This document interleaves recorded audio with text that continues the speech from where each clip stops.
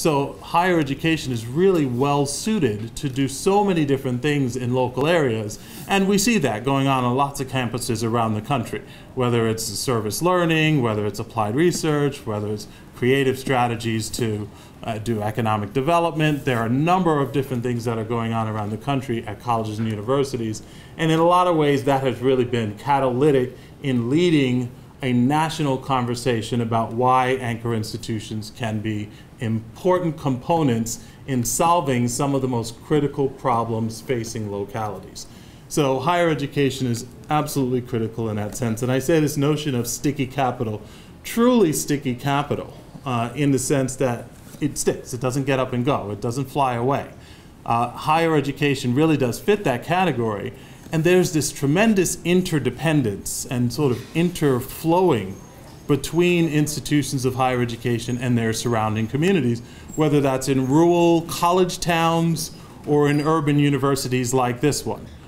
So the conditions of a surrounding community are still critical to the way people view a university, to the way faculty view a university and whether they want to stay in that community, to the way students view a university, whether they want to attend or whether they want to remain or whether they want to remain after graduation.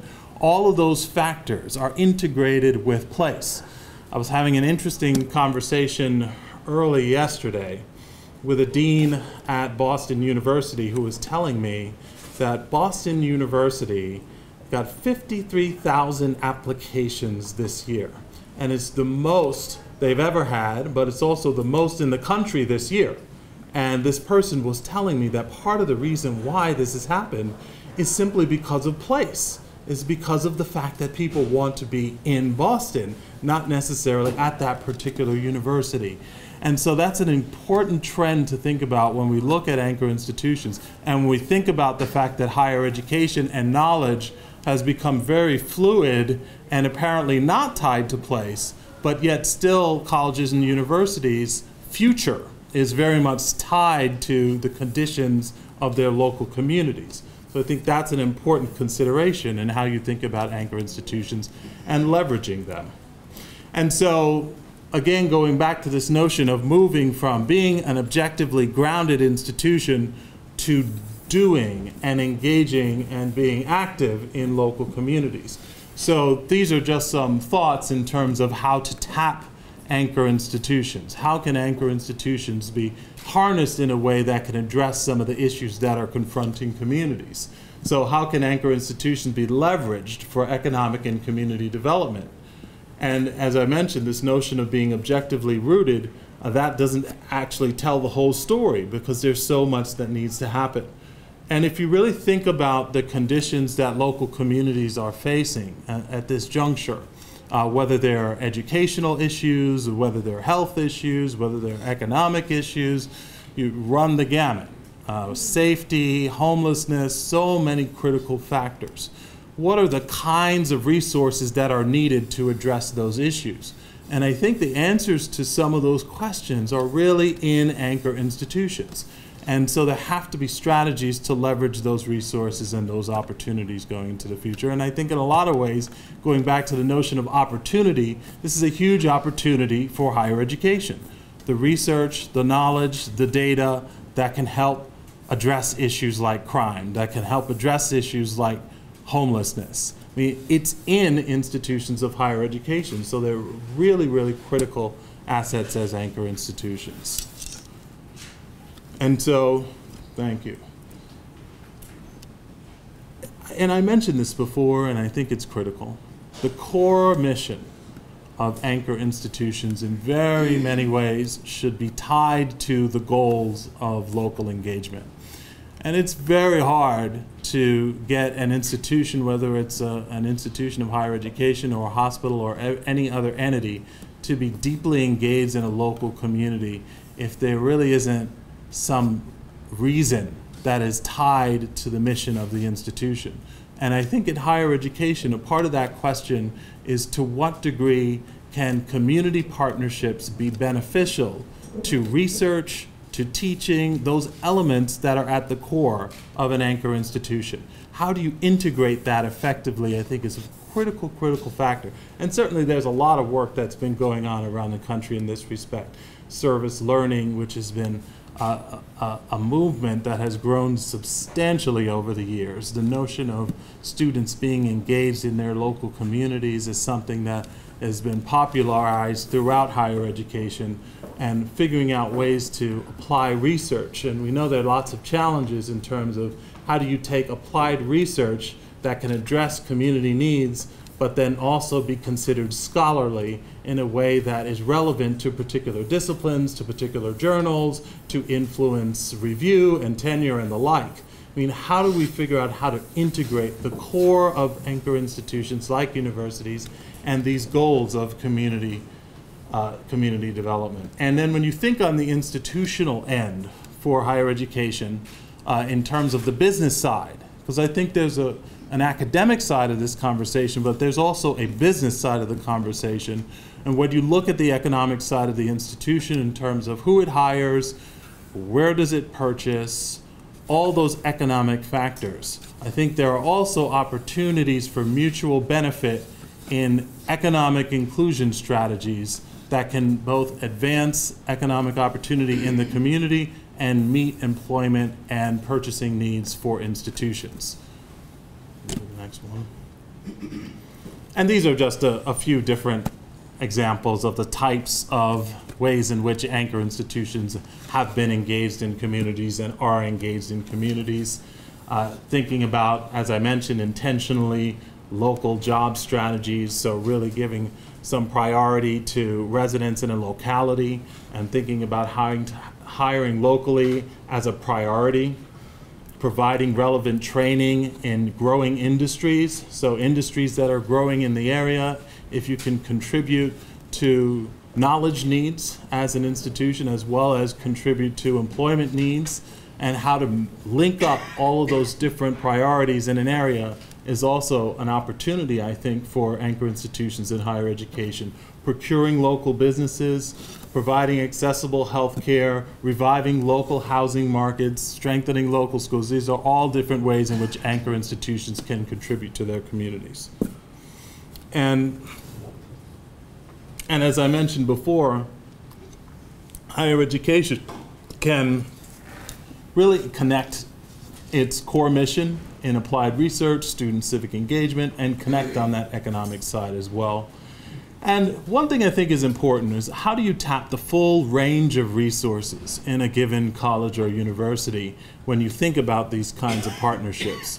Because part of what I have seen, and this is some of the these are some of the factors that were addressed in Beyond the Campus, the book that Byron mentioned earlier.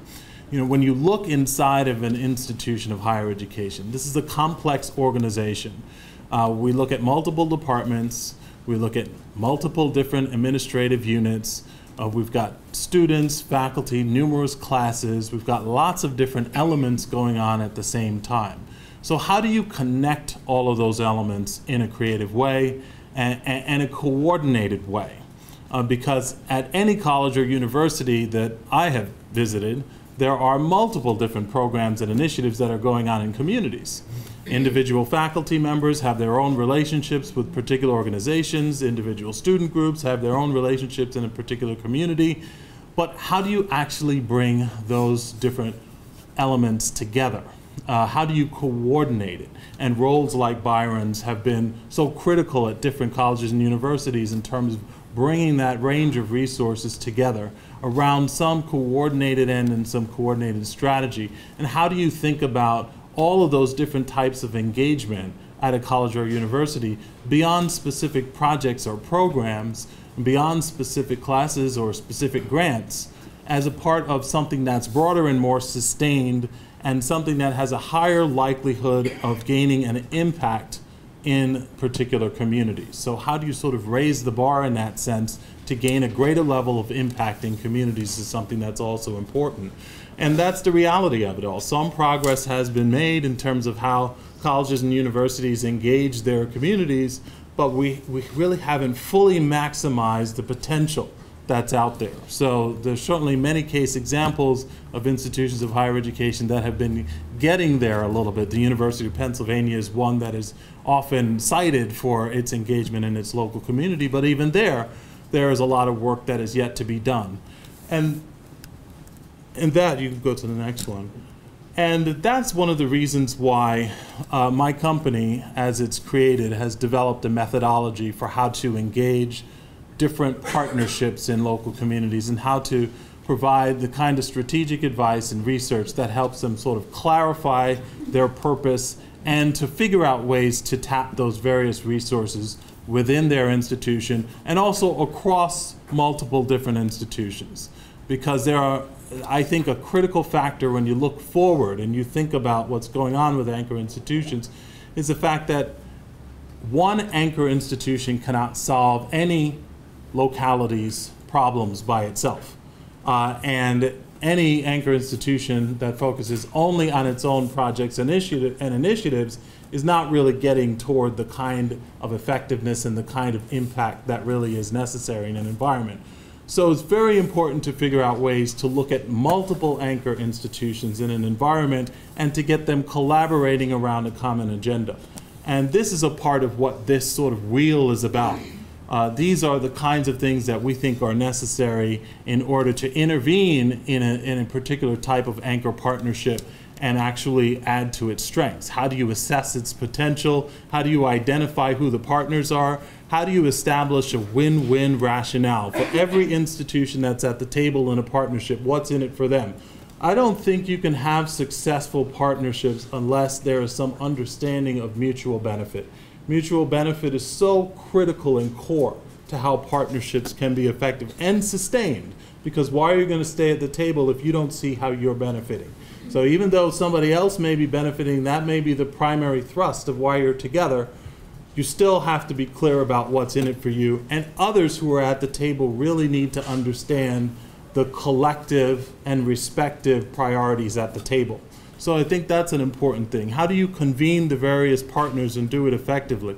What kind of research can be used to help advise and inform how a partnership can work? How do you facilitate strategic plans that help partnerships actually either create themselves or to actually create and design a number of different projects? And designing projects, and I say that that's an interesting part of this, because lots of partnerships are very focused on broad agendas, and they should be. But how do they actually implement their work in an effective and day-to-day real way? And it's very difficult to do that unless there are some specific projects that are actually developed and implemented. So I think that's another important aspect of this. And evaluating progress. You really have to think about impact. And I think that's one of the great challenges in this field.